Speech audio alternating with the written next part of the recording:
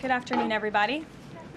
I apologize for my tardiness. We had some technical difficulties, as you could see, but I think we are ready to rock, so let's get to it. I'll begin this week with some scheduling announcements for President Trump's very busy week ahead. Tomorrow, President Trump will host his 9th cabinet meeting of the year alongside his incredible cabinet, who continue to deliver for the American people at a record pace. Later in the afternoon tomorrow, the president will make an announcement in the Oval Office on his initiative to create Trump accounts to give the next generation of Americans a jump start on savings. It will be a very exciting announcement indeed, especially for all of the parents across the country with young children and babies. On Thursday, President Trump will host the presidents of the Republic of Rwanda and the Democratic Republic of Congo to sign the historic peace and economic agreement that he brokered. On Thursday night, the President and the First Lady will celebrate one of America's greatest traditions, the lighting of the National Christmas Tree on the Ellipse. And on Friday, President Trump will attend the FIFA World Cup final draw at the Kennedy Center. You all will be seeing and hearing from the President every day this week, so you have me today, and then he will take on the rest of the week himself. Next, I would like to address the horrific tragedy that took place in our nation's capital last week. A foreign terrorist that the Biden administration failed to properly vet ambushed 2 members of the West Virginia National Guard who were honorably serving here to keep the residents and visitors of Washington, D.C. safe. U.S. Air Force Staff Sergeant Andrew Wolf was severely wounded in the attack and remains hospitalized while he continues to fight for his life. Tragically, U.S. Army Specialist Sarah Beckstrom died of her wounds. She was just 20 years old. President Trump and the entire White House are praying for Andrew's full recovery at the request of his parents and their personal phone call with the president over the weekend. And we are keeping Sarah's family and friends in our prayers during this unimaginably difficult time. Sarah and Andrew represent the very best of America. 2 young patriots who were willing to put on the uniform and risk their lives in defense of their fellow Americans. Both of them truly embody the profound words spoken by Jesus Christ in the gospel. Greater love has no one than this, to lay down one's life for one's friends. Sarah and Andrew are heroes, and we will never forget their sacrifice. That means ensuring the monster responsible for this atrocity is prosecuted to the fullest extent of the law and faces the most severe punishment possible. It also means reckoning with why this atrocity was allowed to happen in the first place, so that it may never occur again. Here are the facts. The terrorist who gunned down American soldiers blocks away from the White House in an ambush was an Afghan national who was flown into our country by Joe Biden's administration in September 2021 in the chaotic wake of their botched withdrawal from Afghanistan. One of the most embarrassing moments in the history of our great country. Joe Biden's historic failure in Afghanistan continues to haunt this country and our men and women in uniform. Not only did this surrender lead to a suicide bombing that killed 13 American heroes in Kabul, but now National Guard troops were shot on U.S. soil by the same kind of enemy. We continue to live with the deadly consequences of Joe Biden's horrific leadership. Nearly 100,000 Afghans were recklessly released into the United States with little to no vetting. There was no regard for the disorder and violence that this would unleash on American communities and American culture. Reportedly, thousands of these strangers and unknown individuals were flagged to the Biden administration for national security, public safety, and fraud concerns. But the terrifying truth is that the Afghanistan debacle is just a small part of Democrats' complete and total betrayal of the American people during the Biden years.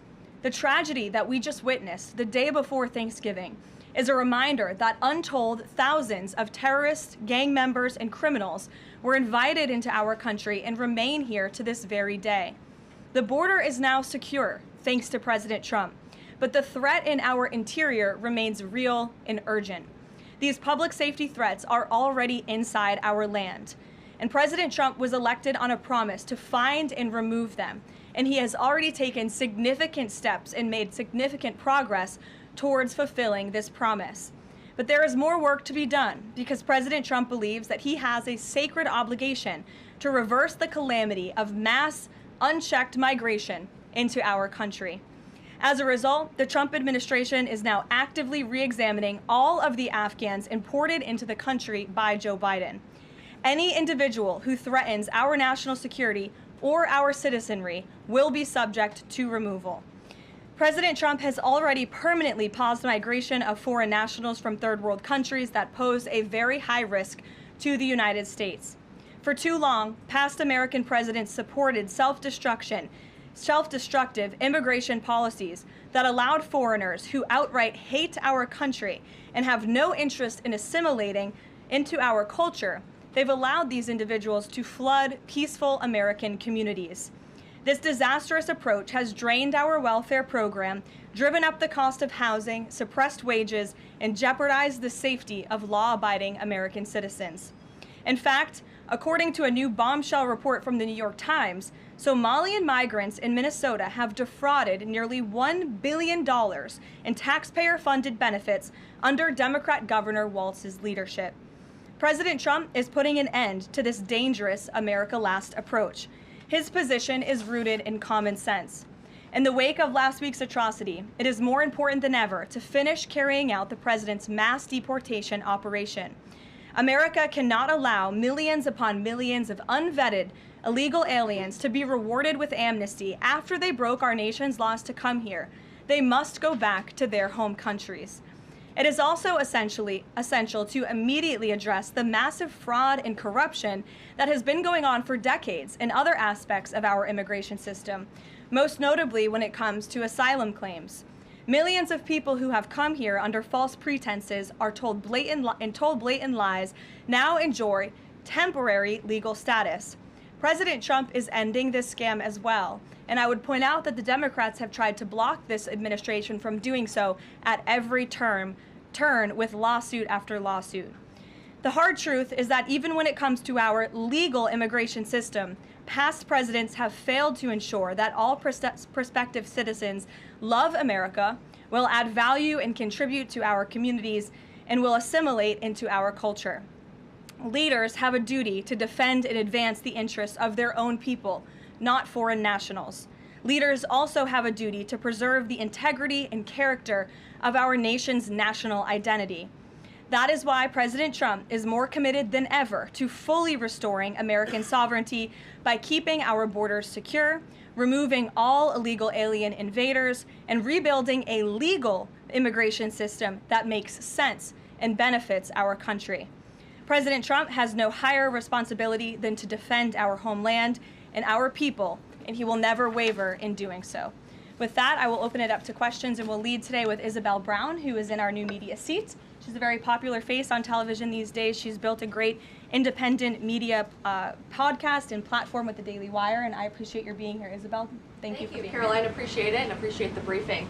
Many Americans, in light of these recent events that you just mentioned, are starting to say that we are being invaded as a country, culturally and logistically when it comes to immigration. And we know that immigration without assimilation is indeed invasion. So given the recent remarks from Vice President Vance on a college campus about dramatically reducing legal immigration to address some of this crisis, and President Trump's Truth Social post last week about individuals who may be non-compatible with Western civilization, are there any conversations happening or plans being made behind the scenes for the administration to implement at least a temporary immigration moratorium, for example, in light of what the American people might be calling for? So, Isabel, it's a great question. I think I spoke a little bit to the heart of your question in my opener there. I would add that the Trump administration has done more to limit migration, both illegal and legal, than any administration in history. And I'll just walk you through some of the actions that we have taken thus far. Number one, the Trump administration issued a travel ban for 19 countries, including Afghanistan, special immigrant visas, which is a legal pathway to get here, which we know many Afghans have utilized to come into the country, have now been paused since the tragic shooting last week. Refugee admissions were suspended for Afghans from this administration on day one, and refugee admissions into the country right now are essentially at zero, with the exception of Afrikaners fleeing persecution in South Africa. The State Department has also heightened their scrutiny and vetting of all visas and have revoked visas, as you know, for those who do not align with our country's national interests. The Secretary of State has the right to do that, and we've taken unprecedented action to do just that. We are also now pausing all asylum adjudications for additional vetting as well. And so additional actions I don't have to read out for you today, but I would just remark that the president has made tremendous progress on this front, and it's why it's so crucial that we not only secure the borders, which the president did in record time. We have 0 illegal aliens entering into the country month after month, but we also are taking a look at those who are already in the interior of our country and removing them if they are here illegally, and also taking a look at these visas. Again, having a visa in the United States is not a right, it is a privilege. And the Secretary of State, if you are deemed contrary to our country's foreign national interests, has the right to revoke that privilege. Thank you. Gabe. Thank you, Caroline. Excuse me. Regarding Venezuela, the president said yesterday that Secretary Hegseth had denied that second strike, the reported second strike on an alleged drug vote on September 2nd, the secretary said to the president that didn't happen. But to clarify, I just wanted you to clear this up. In his social media post, Secretary Hegseth didn't go into details about that strike. He just said U.S. operations in the area were lawful, and he said that the story and media reports were fabricated. So to be clear, does the administration deny that second strike happened, or did it happen and the administration denies that Secretary Hegseth gave the order? The latter is true, Gabe, and I have a statement to read for you here. President Trump and Secretary Hegseth have made it clear that presidentially designated narco-terrorist groups are subject to lethal targeting in accordance with the laws of war.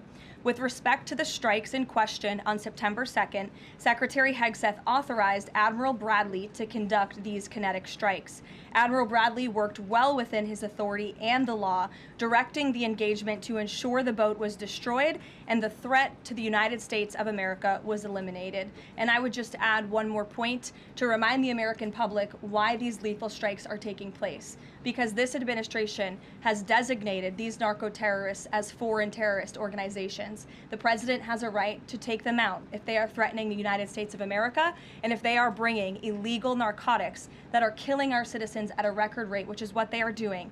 And under the previous administration, there was enough fentanyl trafficked into our country to kill every American man, woman, and child many times over. And so that's why you've seen a drastic difference in this administration's policy with respect to the last, and it's one of the many reasons the American public reelected this president and support this Secretary of War in conducting these strikes. So to be clear, to clarify, Admiral Bradley was the one who gave that order for a second strike. And he was Okay. well within his authority to do so. And a separate question, the president several days ago said it was his intention to pardon the former president of Honduras, who was a convicted drug trafficker. And yesterday on Air Force One, the president said that if someone sells drugs in that country, that doesn't mean you arrest the president and put him in jail for the rest of his life. How is that different than what the administration is accusing Venezuela's Nicolas Maduro of? You're cherry picking the president's statement a little bit yesterday, as he also said yesterday the people of Honduras have highlighted to him how the former president Hernandez was set up. This was a clear Biden over prosecution. He was the president of this country. He was in the opposition party. He was opposed to the values of the previous administration, and they charged him because he was president of Honduras.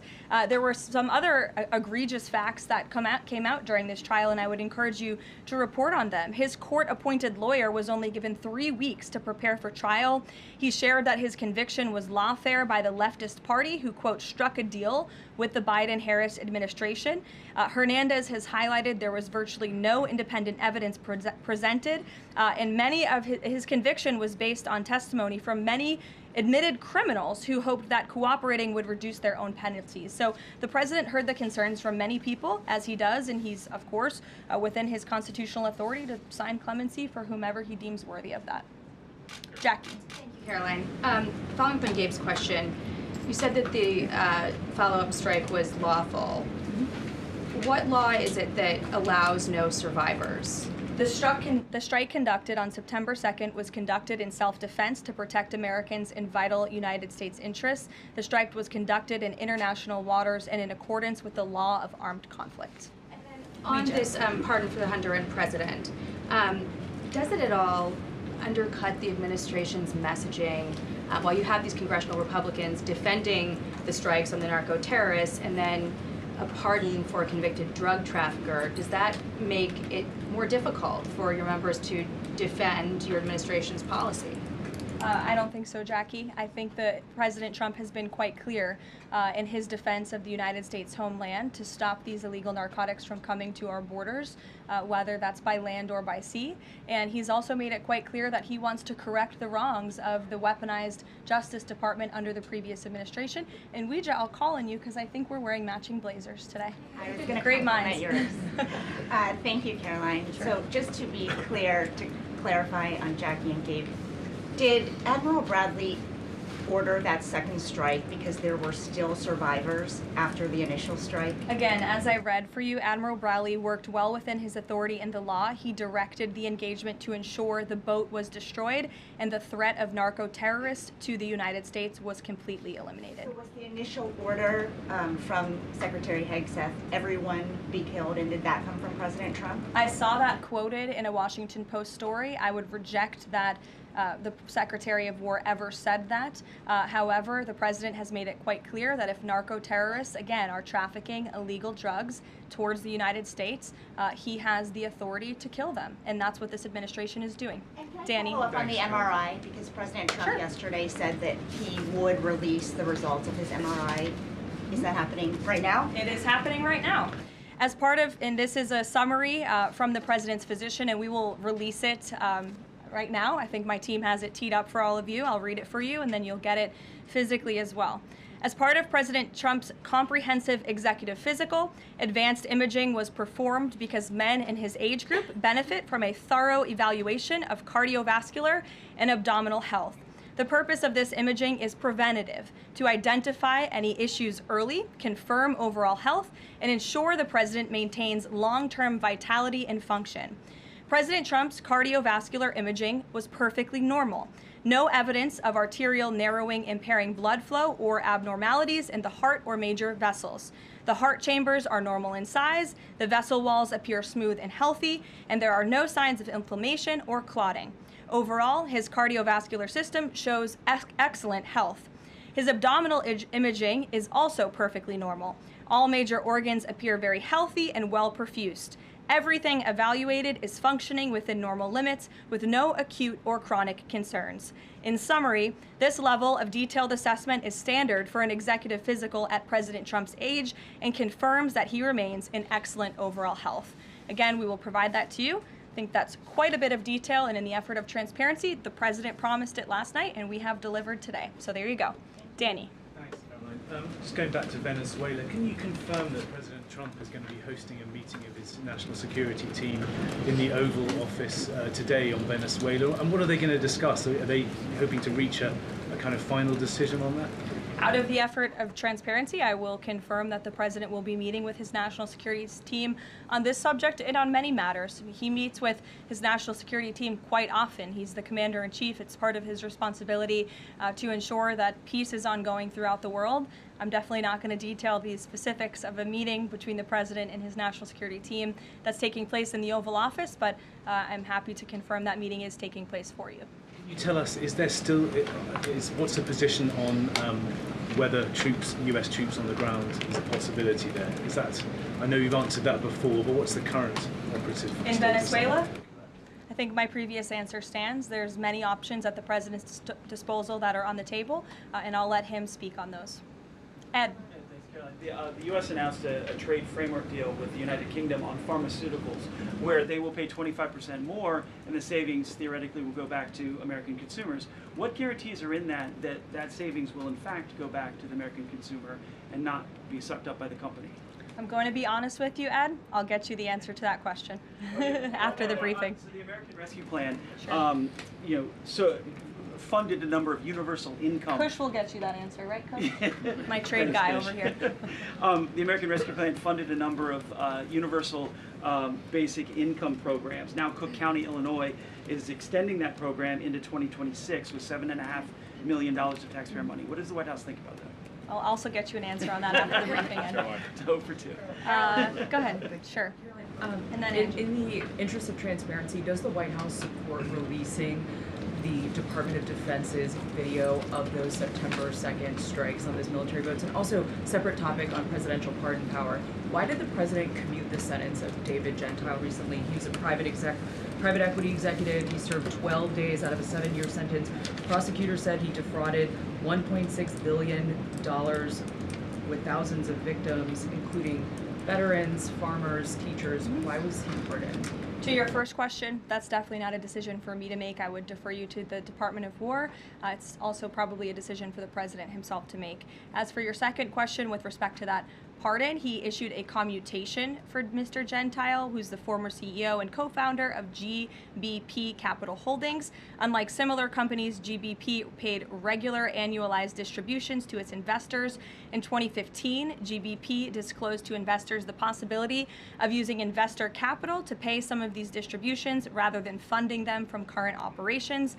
Even though this was disclosed to investors, the Biden Department of Justice claimed it was a Ponzi scheme. This claim was profoundly undercut by the fact that GBP had explicitly told investors what would happen. At trial, the government was unable to tie any supposedly fraudulent representations to Mr. Gentile. In short, again, this is another example that has been brought to the president's attention of a weaponization of justice from the previous administration, and therefore he signed this commutation. Statements, though, say that these people were defrauded. I just read you a very detailed summary of why the commutation was made. Sure. In the middle with the red tie. Thank you, Caroline. Okay, Andrew, go ahead, and then you. In wake of Congresswoman Marjorie Taylor Go ahead Greene's early resignation, reports last week indicated that other House Republicans might consider doing the same. Does the president have any concerns in light of those reports about other House Republicans potentially leaving early, as well as the other announced retirements that we saw in the last couple of days? Look, I think the president maintains very good relationships with the vast majority, maybe with the exception of one or two. I think many in this room know who I'm referring to. Very good relationships with members of Capitol Hill within the Republican Party. And the president clearly is the unequivocal leader of the Republican Party. I think it was a recent CNN poll that actually showed that more than 90% of Republicans continue to support President Trump as the leader. So he maintains very good relations, as does his entire team here at the White House. And of course, we have a very slim margin in the House, and the president wants that to continue. Andrew, go ahead. I've got two for you. Sure. First, on the Venezuela strike. You said that second strike was in full accordance with the law of armed conflict, but the Navy's own manual of law of war says that specifically firing on survivors from a wrecked vessel is an example of a war crime that's forbidden under U.S. law and the law of armed conflict.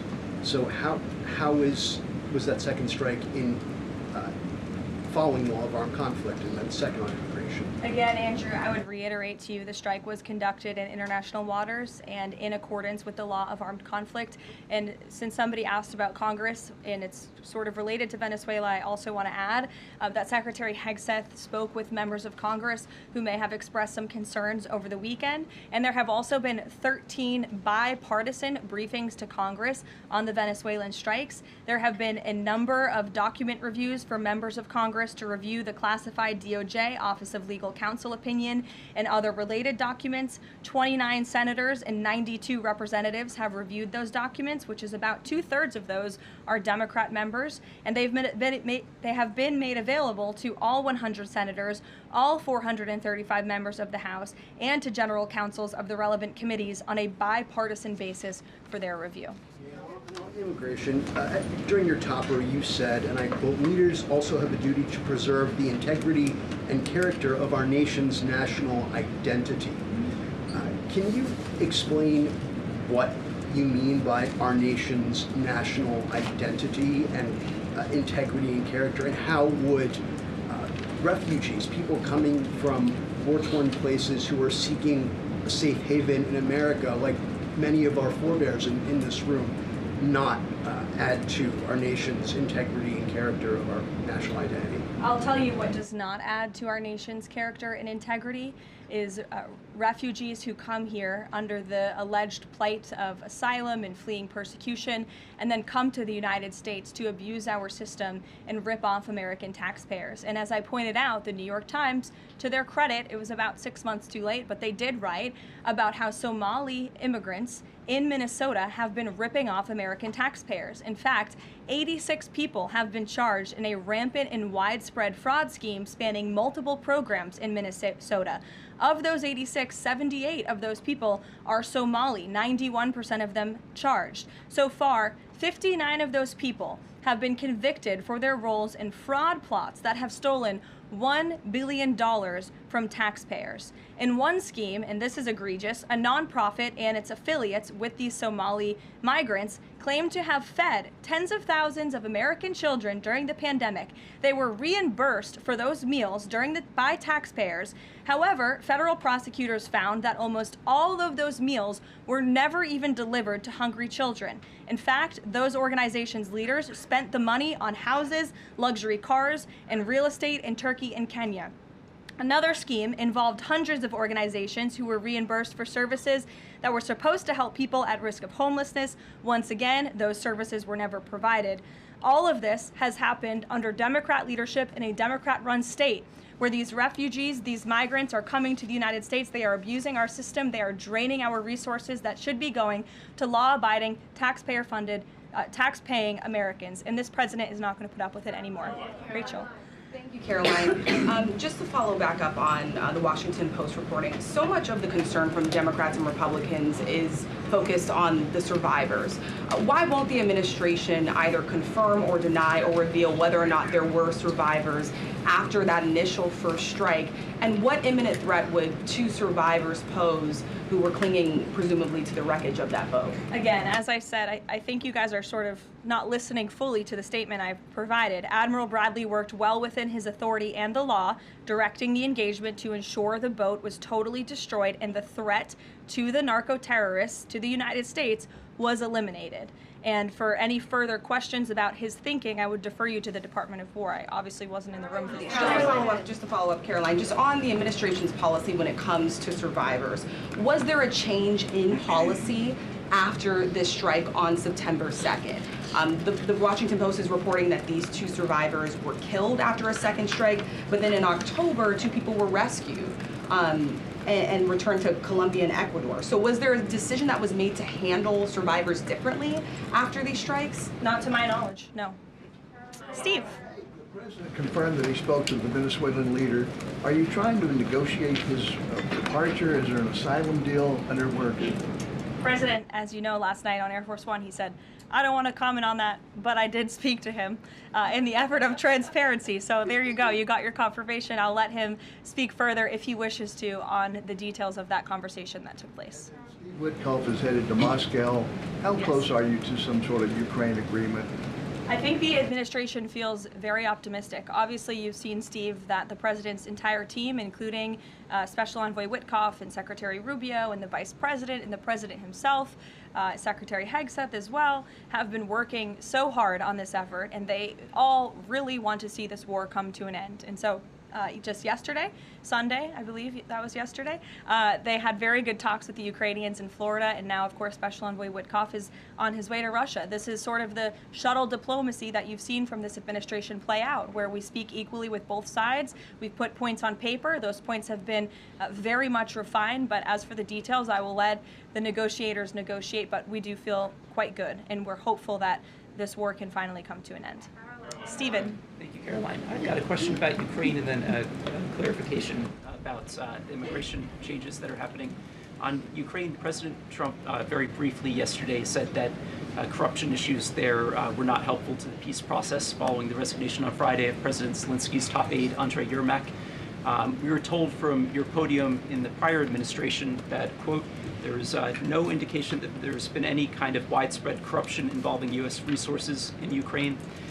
What is the Trump administration's view of corruption issues in the wake of Yermak's resignation, and how is that impacting peace talks? Well, look, I think the president has made it quite clear, as he said last night, corruption is never helpful. And he does not want to see American tax dollars taken advantage of, which is why he has stopped the endless checks that were being written by the previous administration to fund this war. The United States is selling weapons to NATO that are being sent to Ukraine. That's a very different thing than the American people writing blank checks to a war effort very far away. It does not degrade the administration's determination to see this war come to an end, but I think it exemplifies the president's desire to always put the American people and the American taxpayer first. On immigration, you mentioned, or you emphasized that there would be a review of the Afghans who were resettled here under the previous administration. Yes. There's a lot of changes happening right now to asylum and to green card holders. What should the 2 million people with pending asylum claims, or the roughly 1 million people from the 18 other countries of concern, know about what's going on in the review? What's the status of all these other people? They're essentially paused for review, and the Department of Homeland Security is taking this very seriously, because we are not going to allow soldiers like we saw in American streets last week to be gunned down at the hands of these foreign nationals who had the privilege of coming to the United States of America. And unfortunately, this is not the only example of a dangerous Afghan who was let in by Joe Biden, who went on to harm the American people. There was an Afghan national who was let into the country under the Biden administration through Operation Allies Welcome, who shot and wounded 2 Fairfax, Virginia police officers during a routine traffic stop. He was killed by return fire after declaring, quote, "I should have served with the explicitive Taliban." 2 Afghan nationals were given legal status by the Biden administration as well, who were arrested and prosecuted for plotting a terrorist attack in Oklahoma just before Election Day in 2024. We all remember that. They possessed hundreds of rounds of ammunition and had pledged their allegiance to ISIS. There was also an Afghan national who was on the terror watch list who was apprehended by Border Patrol in 2024, but then he was released into our country by the Biden administration. Again, let's just highlight the absurdity of that. Border Patrol apprehended a terrorist, and then the Biden administration, because of their lax policies, still allowed him to come into the United States of America. I think everyone in this room, whether you want to admit it or not, does not want that individual living alongside you in your American neighborhood. And that individual was later arrested again after being allowed to live in the U.S. at large for over a year. Another one, a criminal illegal alien from Afghanistan, was arrested by ICE in 2025, convicted of second-degree assault, was previously allowed to stay in the country by the Biden administration. I have several more examples here. I'm happy to provide them to anyone in this room. John. Thank you, Caroline. First of all, happy Thanksgiving to Thank you and your young family. Hope you enjoyed it. I have 2 questions unrelated. The first, back to Afghanistan. My son and I walked by the horrific shooting less than 1 hour before it happened. So for anybody that's here, this thing's real. You outlined all of these unvetted Afghans that that were let in by Biden. We just had one the other day that was going to blow up a DHS building.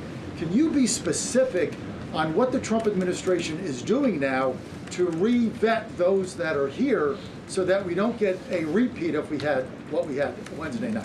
Sure. I can tell you 2 top-level things, and I would defer you to DHS for more of the specifics, as of course they are leading this effort, and I can assure you Secretary Noem is on the ball. I've spoken with her and her team, and they have an all-hands-on-deck effort to having resources go towards this. But we have paused all asylum adjudications, and then of course the special immigrant visas, which we know many Afghans utilize to come into the country under the Biden administration, have also now been paused. And I would just point out one more time that the Biden administration was responsible for the original sin that led to this tragic killing last week, the botched withdrawal from Afghanistan. He was responsible for Operation Allies Welcome, which is something that this White House and the people behind this podium in the last administration fully and wholeheartedly embraced. And they assured the American people there would be no risk or no harm to them. And as I just laid out for you in those many examples, that unfortunately and tragically has not turned out to be the truth. Just ask the families of these 2 brave National Guardsmen, one who is no longer with us and one who continues to fight for his life. So I know the president is wholeheartedly focused on this effort, and I think unfortunately these events do remind us why it's so important that the president's mass deportation operation continues. With that, follow up. The White House today launched a new fake news portal, which I found interesting. What is your objective with that, ultimately? And are you going to name the news networks? And are you also going to name some of the correspondents, some which may be here today? yes. We are. I'm glad you noticed. Much to the dismay of some of your colleagues in the room, John. And I think it goes to our original promise on day one to hold the media accountable, because unfortunately, and we deal with this all day, every day around here, there are so many fake stories that are unfortunately written that have inaccurate characterizations of meetings that took place, and it's all based on anonymous sourcing. And you know, the standard for journalism, unfortunately, has dropped to such a historic low in this country.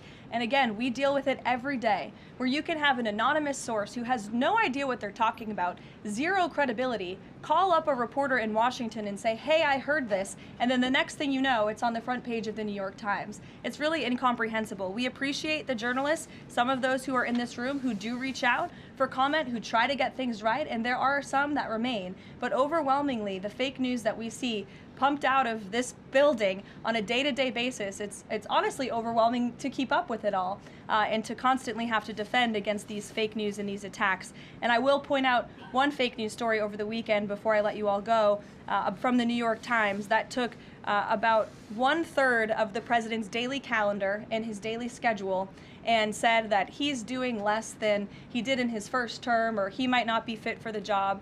That is unequivocally false, and it's deeply unfortunate that this story was written by the same outlet and the same reporter who wrote this: Biden is doing 100% fine after tripping while boarding Air Force One. Oh, same outlet, same reporter who wrote that President Trump is not fit for the job. Are you kidding me? You all see him almost every single day. He is the most accessible president in history. He is taking meetings around the clock. Another one. Biden declared, quote, healthy and vigorous after his first presidential physical. I don't see headlines like that too often about this president. Again, same reporter, same outlet who wrote falsely over the weekend that President Trump is not fit for the job. I can assure you he absolutely is. You all see that with your own eyes on a daily basis, and the president's physician has now given you all 3 detailed reports on the state of the president's health. So with that, I will leave you all and we'll see you tomorrow. Thank you.